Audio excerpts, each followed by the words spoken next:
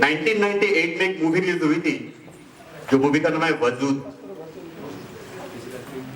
जिसमें मुख्य किरदार निभाए थे नाना पाटेकर जी और माधुरी दीक्षित जी ने।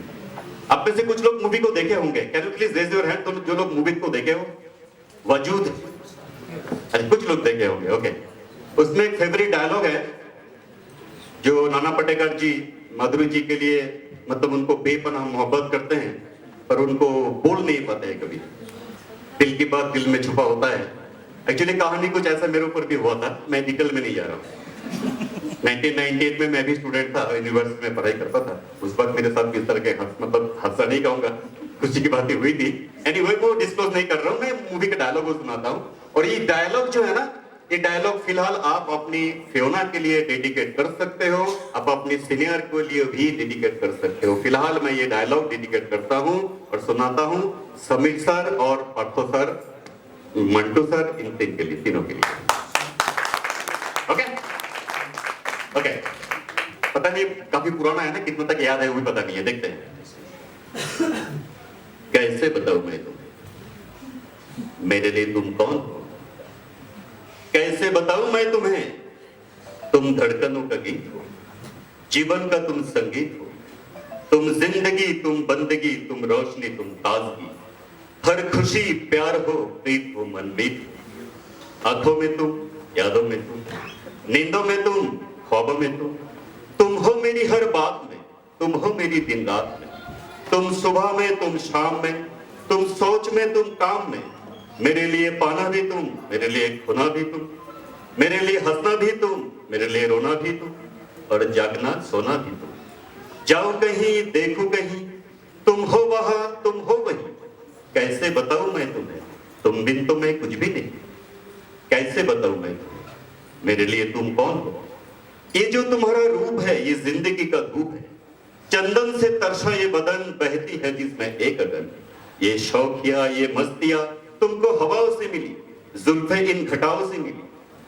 होठों में कलियां खिल गई, आंखों को झीलें मिल गई।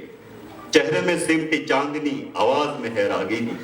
शीशे का जैसा अंग है, फूलों का जैसा रंग है, नदियों की जैसी चाल है, क्या हुस्न है, क्या हाल है। ये जिस्म की रंगीनियां जैसे हजारों तितलियां, बाहों की ये गुलाइयां, आंचल में है परछाइयां। ये नगरिया है ख्वाब की, कैसे बताऊं मैं तुम्हें, हालत दिल बेताब। कैसे बताऊं मैं तुम्हें, मेरे लिए तुम कौन हो? कैसे बताऊं मैं तुम्हें, मेरे लिए तुम धर्म हो, ईमान हो। तुम ही तो इबादत हो मेरी, तुम ही तो चाहत हो मेरी, तुम ही मेरी अरमान हो। तकता हूं मैं हर पल जिसे, तुम ही तो वो तस्वीर हो, तुम ही मेरी तकदीर हो। तुम ही तो सितारा हो मेरा, तुम ही तो नजारा हो मेरा। यूं धन में मेरे हो तुम, जैसे मुझे घेरे हो तुम। पूरब में तुम, पश्चिम में तुम, उत्तर में तुम, दक्षिण में तुम। मेरी हर जीवन में तुम, हर पल में तुम, हर छिन में तुम। कैसे बताऊं मैं तुम, मेरे लिए तुम कौन हो? ओके भाई, ये सब रिकॉर्डिंग करने की जरूरत नहीं है, ये यूट्यूब में नहीं जाएगा। डिफरेंट कैटेगरीज ऑफ एसोसिएट इस टीम में शामिल है।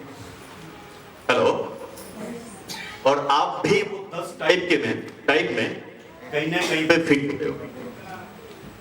जैसे मैं एक दो करके बताता जाऊंगा, आपको समझ में आएगा। चाहे नंबर 1 पे फिट हुए, नंबर 2 पे फिट हुए, नंबर 3 पे फिट हुए, कहीं ना कहीं पे आप फिट होते हो। अगर गलत जगह पे फिट, मतलब अपने आप को फिट करके रखे हो, तो वो गलत जगह से शिफ्ट करके सही जगह पे आना है। मुद्दा, टॉपिक यही है। ओके, आगे बढ़े, आगे बढ़े। ओके, 10 टाइप के लोग मिलते हैं बिजनेस में, और 10 टाइप के सभी लोग इसी हॉल में कहीं ना कहीं बैठे हुए हैं। नंबर 1, एक कैटेगरी ऐसा होता है जिसको कहते हैं स्टेल्थ, जिसको कहते हैं नॉइजलेस एसोसिएट, जिसको स्टेल्थ या नॉइजलेस एसोसिएट कहते हैं। मतलब धंधे में वो जुड़ जाते हैं, पर फक्र से, गर्व से किसी को कह नहीं सकता कि मैं फियोना का एसोसिएट हूं, और फियोना का प्लान दिखाने के लिए वो शर्म लगता है। हेलो, मैं आपका पोल नहीं खोल रहा हूं, शायद ऐसा कुछ लिखोगे। बिजनेस में जुड़ तो जाते हैं, पर किसी को बोलने के लिए उनको शर्म लगता है। सर फोन को बंद रखे या साइलेंट रखे यार, उनको शर्म लगता है। और उनकी यही शर्मिंदगी उनको धंधे में आगे बढ़ने नहीं देता। मैं इनको बोलूंगा, वो क्या सोचेंगे, वो सोचने आप बैठेंगे तो वो क्या सोचेंगे? नहीं, मैं उनको बोलूंगा वो क्या सोचेंगे। अगर वो क्या सोचेंगे मैं सोचने बैठूंगा तो वो क्या सोचेंगे? जिस कंपनी में आप जुड़े हुए हो, जिस बिजनेस को अपना फ्यूचर बनाने के लिए सोच करके रखे हो, वो बिजनेस अगर किसी को बोलने में कुछ शर्म लगता है, डायलॉग क्या बोलना चाहिए आपको मालूम है, अंदर बना हुआ है। प्रेजेंटेशन कैसे दिखाएंगे, ये मसला अंदर बना हुआ है। इनविटेशन करने के लिए क्या बोलेंगे ये भी आपको पता है, पर जैसे आप फोन घुमाते हैं और वही सोच आपको रोक देता है। वो क्या सोचेंगे? अपने आप को इनविजिबल करके रखेंगे तो कभी ये बिजनेस आपके लिए चलेगा नहीं। उस समय मेरे पास भी इस तरह का हल्का फुल्का प्रॉब्लम था और मेरी सीनियर ने ये सारी प्रॉब्लम मेरे से बाहर निकाल दिया और मैं धीरे धीरे अपना शेप यानी कि मेंटल शेप बनाया कि हाँ, ये धंधे से हमको आगे बढ़ना है। 20-15 हजार 30 हजार की जिंदगी मेरे को नहीं चाहिए, हमको करोड़पति बनना है, लाखपति बनना है। इसका सोच तो पहले होना चाहिए ना। करोड़पति तो बाद में बनते हैं, पहले करोड़पति जैसे मेंटली तो पहले बनना चाहिए अपने अंदर। मैं आगे लेके चलता हूं। नंबर 2 सेकंड में आता है जिसको कहते हैं डाउटफुल एसोसिएट। ये धंधे में जुड़ जाते हैं, पर इनका जुड़ने के बाद 2 चीज पे डाउट हमेशा बना हुआ होता है। एक खुद पे, दूसरा कंपनी। हेलो, बन तो जाते हैं एसोसिएट, बनने हो सकता है जिस वक्त उनको प्लान दिखा गया था, जिन्होंने प्लान देखा उसने इतना पंप किया था, जुड़ गया बंदा। जुड़ने के बाद आप गाड़ी के स्टीयरिंग सीट में जाकर बैठते हो और सोच में पड़ जाते हो, ये गाड़ी चलेगी या मैं इसे चला पाऊंगा? अगर तेरे को इतना डाउट है, तेरे को कौन बोला था गाड़ी खरीदने के लिए? जबरदस्ती तो था नहीं तुमको ज्वाइनिंग करवाने का, है ना? बराबर है कि नहीं? भाई इग्निशन दे, गियर बियर डाल, चलेगा ना यार। तुम्हारी सीट के बगल में जो बंदा बैठा हुआ है ना, वो तुम्हारा ट्रेनर है, वो तुम्हारा मेंटर है। कैसे चला जाता है वो देंगे आपको डायरेक्शन। पर डाउट अगर रहेगा ना, ये कंपनी चलेगी कि नहीं, मैं कर पाऊंगा कि नहीं, वो कभी इस बिजनेस में कामयाब नहीं हो सकता। शादी करने के बाद अगर सोचेंगे चलेगा नहीं चलेगा, ये औरत मेरी साथ देगी नहीं देगी, वफादार रहेगी नहीं रहेगी, तेरे को कौन बोला शादी करने के लिए? फिर इनको मैं रिकमेंडेशन यही करना चाहूंगा, जिस कंपनी में आप काम करते हैं उस कंपनी के प्रति अगर डाउट रहता है आपके मन में, तो कंपनी आपके लिए नहीं चलेगा, कंपनी अपने लिए चलेगा। और वो कंपनी को चलाने के लिए आपसे बेहतर लोग इस कंपनी के अंदर है, इस कंपनी के अंदर है। तो कंपनी के प्रति डाउट रखने की कोई जरूरत नहीं है। आप डाउट बचता है किस पे? खुद पे। सच मानो, वैसे भी आपसे कुछ होने वाला नहीं है। हेलो, मुझे लगता है कि आपको लग रहा है, बात चुभ रहा है, वैसे भी आपसे ये बिजनेस होने वाला नहीं है अगर आप अकेला करेंगे। पूरी बात को सुनना, दुखी मत हो जाए। कोई भी नया नवेला बंदा या बंदी बिजनेस में जुड़ के अकेला बिजनेस कर लेगा। ये नेटवर्क बिजनेस ऐसा नहीं होता है, मल्टी लेवल मार्केटिंग बिजनेस ऐसा नहीं होता है। आप इस बात को पहला दिन में समझ लेना चाहिए, मैं बिजनेस में जुड़ा हूं या जुड़ी हूं और मेरा बिजनेस गाइड करने के लिए मेरे सिस्टम में बहुत सारे लीडर्स बने हुए हैं। जो लोग उसके बाद घर पहुंचने के बाद सीनियर की सतह की बातें होती रहेगी। या तो सीनियर आपको फोन करेंगे, ज्यादातर सीनियर ही फोन करते हैं, और डायलॉग क्या मारते हैं मालूम है? सर आप चिंता ना करो, बहुत जल्दी मैं बिजनेस शुरू करने वाला हूं। 6 महीने से बोल रहे शुरू करने वाला हूं, जल्दी से आपने शुरू किया ही नहीं। मैडम आप चिंता ना करो, बहुत जल्द मैं बिजनेस को स्टार्ट करने वाला हूं। 6-7 महीने से यही डायलॉग चल रहा है। एक्चुअली बंदा आलसी है, करना नहीं चाहता है, टेम्पोरली गर्म हो जाता है मीटिंग में बैठ के, परमानेंटली वो अपना आलसीपन में खो जाता है। कुछ देर पहले सुभाष जी भी बोल रहे थे कुड़िया आलसी, ये तो सब उनसे ही मैं थोड़ी देर पहले सुना, आप लोग भी सुने। सर इस इंडस्ट्री में आलसी लोगों का कुछ जगह नहीं बचा। इस इंडस्ट्री में आलसी लोग कुछ नहीं कर पाएंगे, कुछ नहीं कर पाएंगे। मैं मानता हूं कि आप अपना प्रेजेंट प्रोफेशन को डिस्टर्ब ना करते हुए इस बिजनेस को कर रहे हो। ज्यादातर लोग शायद ऐसे ही होंगे। हाउसवाइफ लोग ऐसे भी हो सकता है कि आप अपना घर परिवार को चलाने की बात, मेंटेन करने की बात इस बिजनेस को कर रहे हैं। जितना भी आपका टाइम बचता, कोई फुल टाइमर काम कर रहे हैं, कोई पार्ट टाइमर काम कर रहे हैं, अच्छी बात है, पर जितना टाइम आप दे रहे हैं, जितना टाइम आपके पास है, वो बिजनेस में डेडिकेटेडली दे दो। Ultimately it goes to you. जिनको भी 6 महीने में छोटा मोटा सक्सेस मिला है, all credit goes to you. अब तो सुधरो, परमानेंट सक्सेस की बात है। साल से मैं काम कर रहा हूं, ओवरनाइट सक्सेसफुल होने की बात बिजनेस छोड़ के बाहर चले गए, ऐसा लोगों को मैं होलसेल में जानता हूं। मेरा टीम में भी बहुत है। सीनियर मैनेजर बन के सारा काम नहीं करता है, उल्टा नेगेटिव मत डाउन लाइन तो साइलेंट पार्टनर। बंदा अच्छा है, खराब नहीं है, साइलेंट पार्टनर। इनका बिहेवियर कैसे है मालूम? ये मीटिंग में आएंगे, बैठेंगे, सभी स्पीकर जो बोल रहे हैं दिल से एकदम सुनेंगे, चुपचाप सुनेंगे और नोट करते हैं। अच्छा अच्छा उनकी ये बात अच्छा लगा, अच्छा अच्छा अच्छा रवि आर्या का ये बात, जो भी मसाला अंदर भरना है, जो भी लिखना है, जो भी लेना है, वो ले लेते चुपचाप सीख लेते हैं। घर में जाके उसको इंप्लीमेंट करने के चक्कर में अपने आप को डेडिकेट करने है। थोड़ा सा बंदा अच्छा है, बंदी अच्छी है, इनका हल्का सा प्रॉब्लम क्या है मालूम? इतना ज्यादा साइलेंट हो जाता है और भी बहुत सारी इंफॉर्मेशन मिलना था। ज्यादा साइलेंट होने की वजह से समझो 50% इंफॉर्मेशन उनको मिलना था, ज्यादा साइलेंट होने की वजह से उनको 30% इंफॉर्मेशन मिला, 20% छूट गया। मैं समझा पा रहा हूं? yes, sir. आप एक साइलेंट कान खुला रखो, दिमाग को खुला रखो, जितना निचोड़ना है मीटिंग से निचोड़ लो।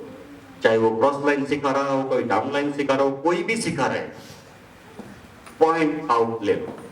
वो पॉइंट ले लो अंदर, पॉइंट लेने के बाद वो पॉइंट अपने अंदर रिफ्लेक्ट करें और एग्जीक्यूट करें। मजा है।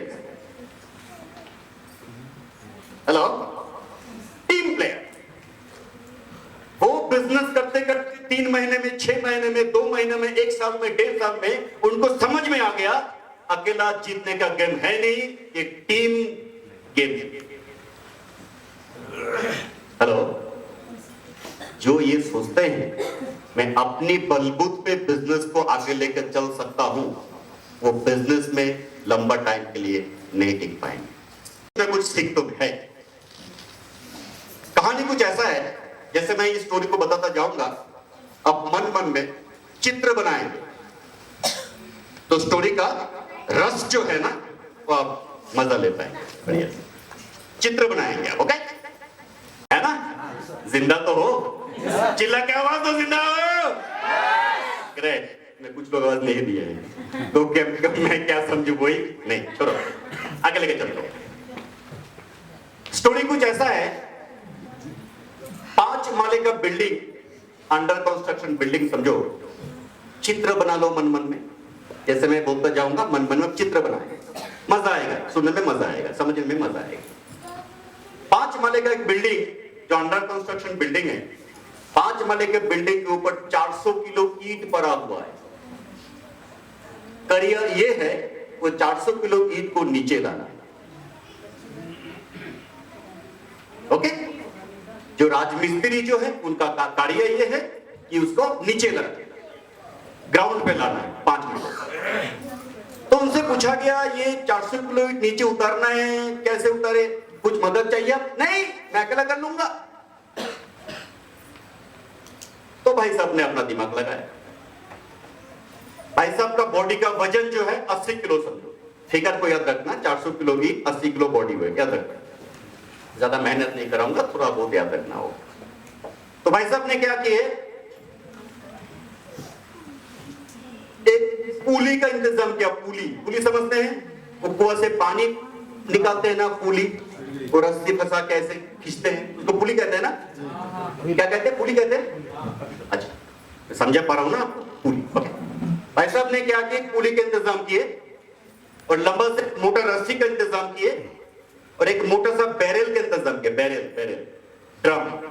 ओके, तो भाई साहब ने क्या किए, पुली को पांचों माले पे लगा दिए और ड्रम को वहीं पे, ड्रम का वजन समझो 30 किलो। हेलो, 3 फिगर याद रखना, बंदा का वजन 80 किलो, ड्रम का वजन 30 किलो, 400 किलो ईंट, बस। और कुछ याद रखने के लिए भाई साहब ने क्या किए, ड्रम को ऊपर लेके गए, ड्रम का गोल मतलब ऊपर वाला हिस्सा जो है उसमें रस्सी को लगा के टाइट करके गांठ बांध दी।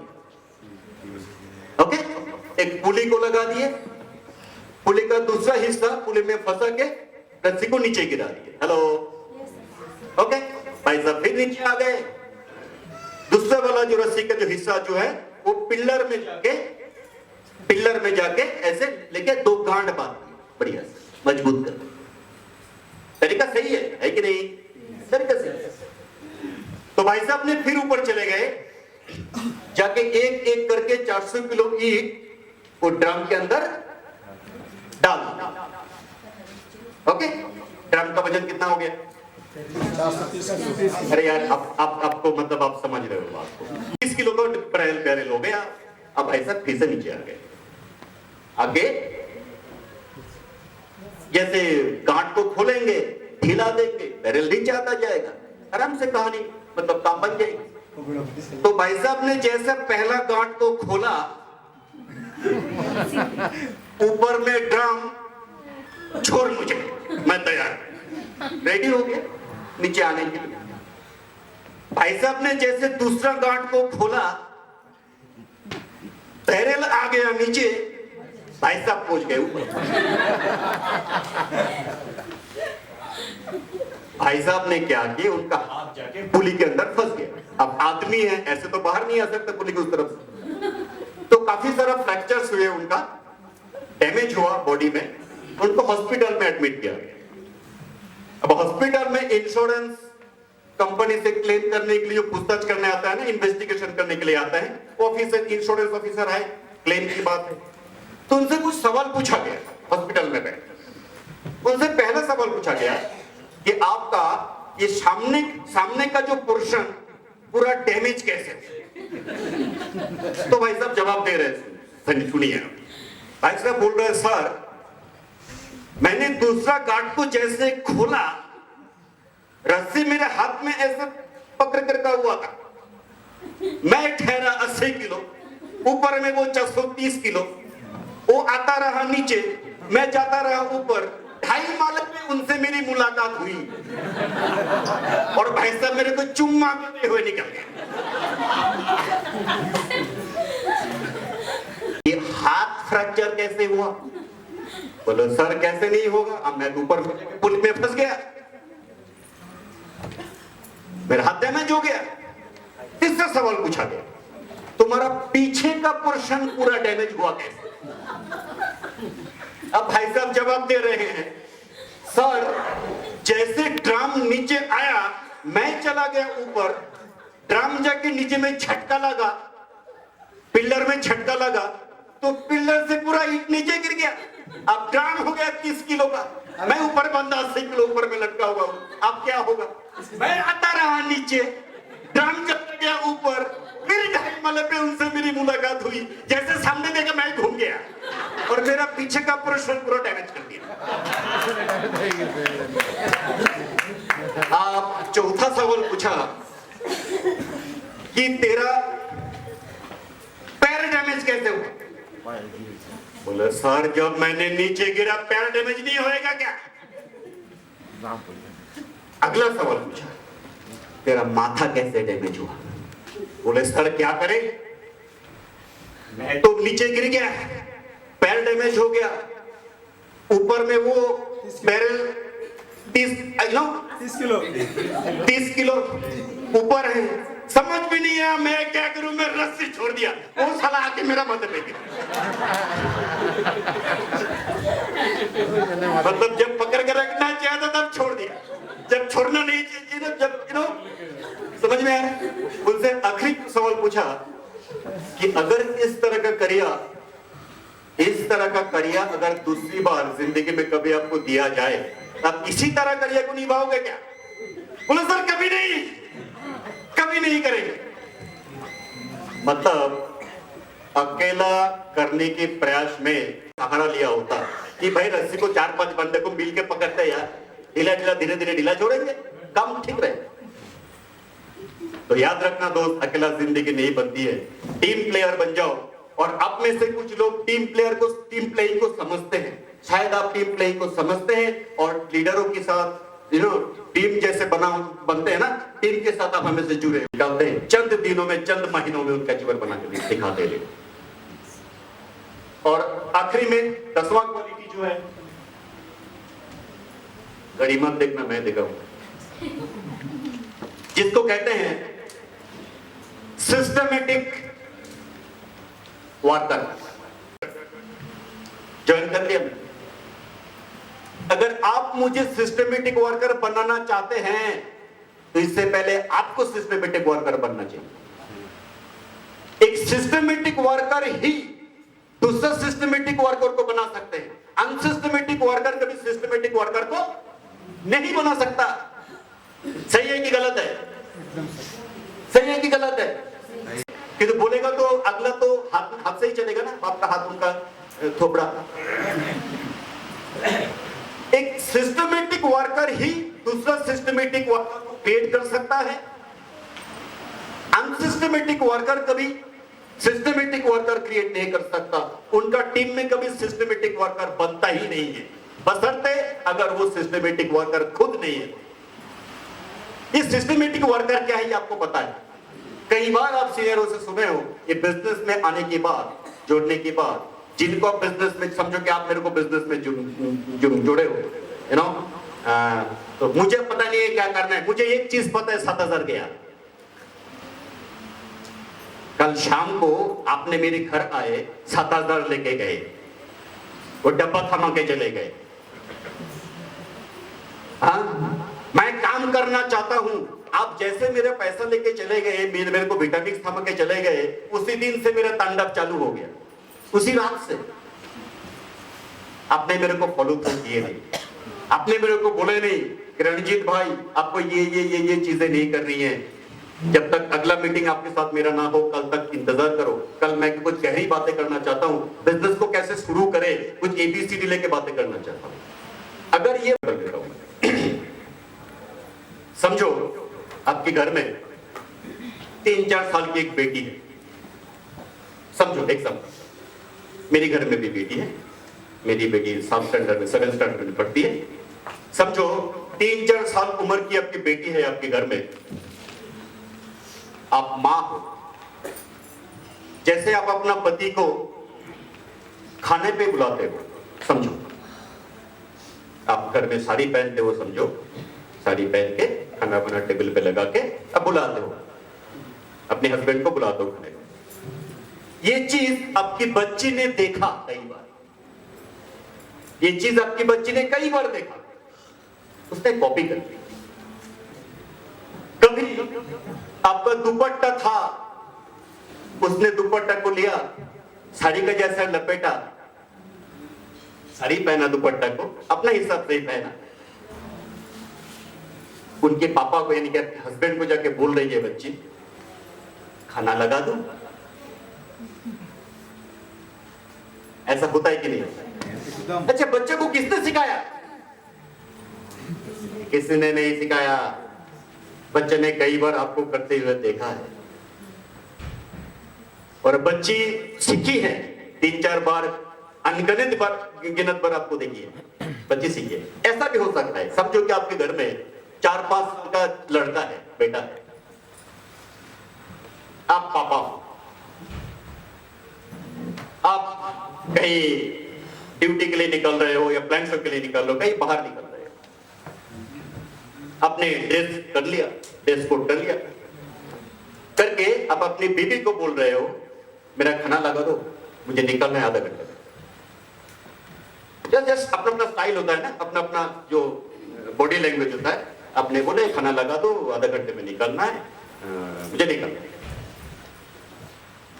आपका बेटा ने ये चीज कई बार देखा है आपको करते हुए, उनकी आपकी वाइफ के साथ, कि उनकी मम्मी के साथ, और आप घर में नहीं हो, समझो आप पिताजी घर में नहीं हो, एक दिन आपकी जूता के अंदर उसने पैर घुसाया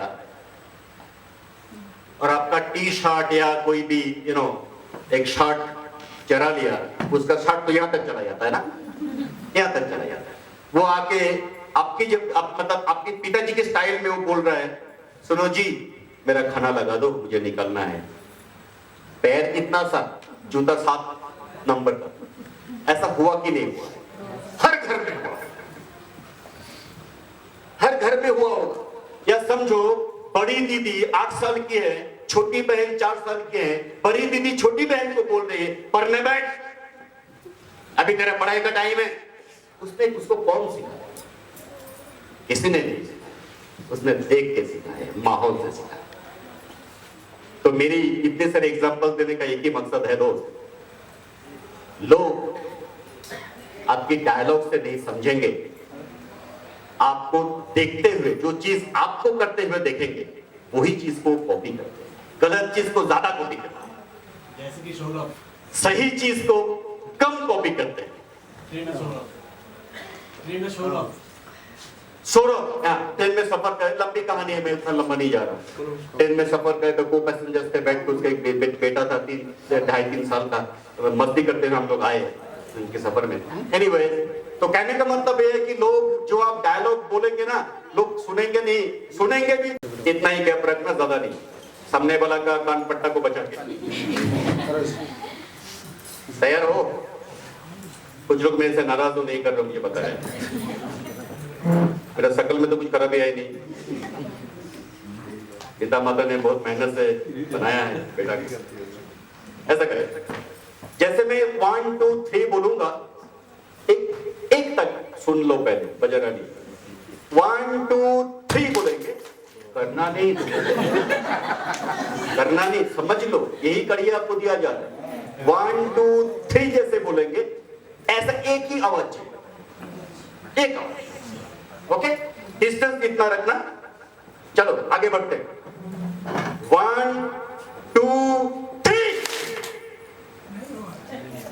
सुधारते। नेक्स्ट। कुछ लोग नहीं कर रहे, जो बोलेगा वही करना होगा। चलो 1 2 3 सुधरा है यार, आखिरी टाइम, इससे भी ज्यादा सुधारे, बराबर है? तैयार हो? चलो 1 2 मैंने 3 कहां बोला?